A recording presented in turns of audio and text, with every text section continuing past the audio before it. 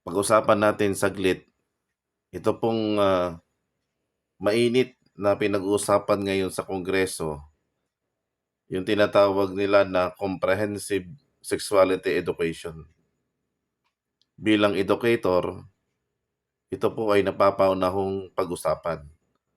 Malaki ang maitutulong nitong Comprehensive Sexuality Education upang magkaroon ng kaalaman at pagpapahalaga ang mga mag-aaral sa kanilang sexualidad. Lalo na sa panahon natin ngayon na dumarami po ang bilang ng teenage pregnancy. Bakit sa paaralan dapat ituro itong comprehensive sexuality education?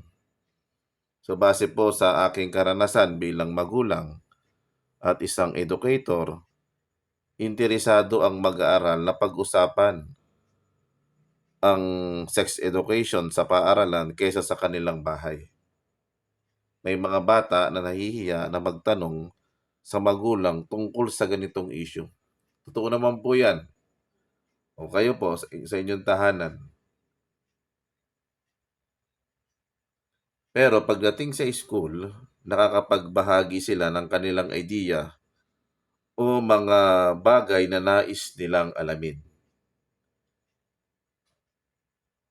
Tiyak naman na sa mga teacher, ang comprehensive sexuality education ay may tuturo ng maayos at may respeto sa bawat kasarian.